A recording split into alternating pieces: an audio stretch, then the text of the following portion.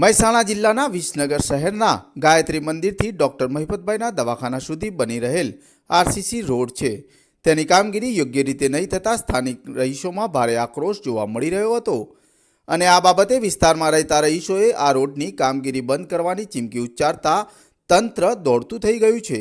આવો આપણે આ વિસ્તારમાં રહેતા સુજ્ઞ નાગરિકોની રજૂઆત સાંભળીએ તો શું હવે આવતીકાલે નગરપાલિકાના સત્તાધીશો આ રોડની મુલાકાત લઈને કોન્ટ્રાક્ટર તથા એન્જિનિયરને યોગ્ય કામગીરી કરવા માટે સૂચન કરશે ખરા કે પછી? બધાની એક જ આમાં દુઃખદ ઘટના બની કે આ બધું કાર્ય કર્યું, આ રોડ તોડ્યો, બધું કર્યું, પણ ના મીટિંગ કરી ના અમને કોઈને જાણ કરી।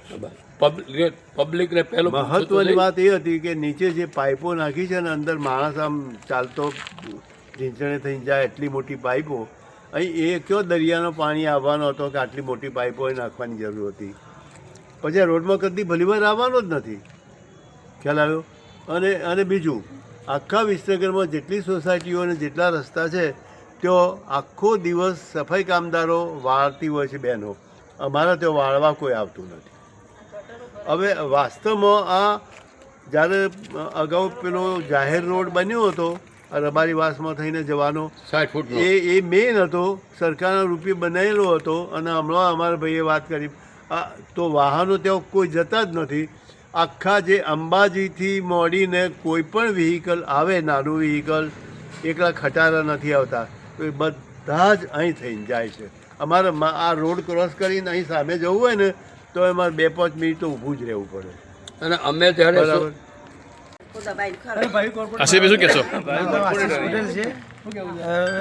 આ રોડ જે બન્યો છે આખો ખોદી કાઢે છે, એ લોકો એમ કે ટીપી રોડ છે, તો અમારી માગણી એવી છે કે આજુબાજુ બ્લોક પાથરી આપે। અમારું એવું કહેવું છે કે આ રોડ આપણે ટીપી રોડ ગણીએ છીએ, બરાબર છે? અહીંયાથી બધા વ્હીકલો એટલા બધા ફાસ્ટ જતા હોય છે અને ટીપી રોડ અમે બંધ ના કરી શકીએ, એ બરાબર છે, પણ બીજા બધા ટીપી રોડમાં તમે બ્લોક નખી આપો છો રોડની બાજુમાં, તો અમારી માગણી એવી છે કે આ રોડ જ્યારે બી સરખો બને પછી છેક સુધી મહિપતભાઈના દવાખાનાથી આ ગાયત્રી મંદિરના જે રોડ જોડે છે ત્યાં સુધી અમને બંને બાજુ બ્લોકનું પેવરિંગ કરી આપે। શું કહેશો મેહુલભાઈ, કહો?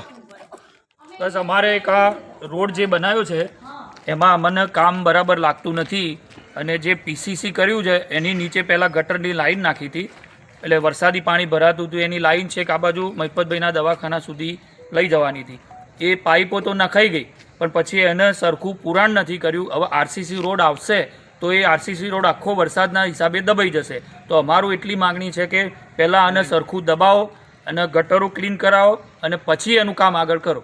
અમારી માગણી એટલી છે, નહીં તો અમે કામ કરવા નહીં દઈએ આગળ। મારું નામ જય છે। હવે અમારી બીજી માંગણી એવી છે કે જ્યારે આની જે જૂનો રોડ હતો એ પહેલાં આરસીસીનો હતો અને એના ઉપર ડામરનો રોડ બનાવેલો હતો। હવે આરસીસીનો રોડ બી કાઢી નાખ્યો, ડામરનો રોડ બી કાઢી નાખ્યો, તેમ છતાં બી જૂના 2 રોડ કાઢવા છતાં બી જે નવું લેવલ રોડનું બને છે એ એના કરતાં બી ઊંચું બને છે। તો અમારું કહેવું એક બીજી માંગણી એવી છે કે કમ્પ્લીટ લેવલ લઈને અને જે એન્જિનિયર હોય નગરપાલિકાના એન્જિનિયર અહીંયા રૂબરૂ હાજર રહીને અને લેવલ કરાવે અને એ પ્રમાણે કોઈના ઘરને તકલીફ ના પડે એ પ્રમાણે લેવલ કરીને અને નવો રોડ બને।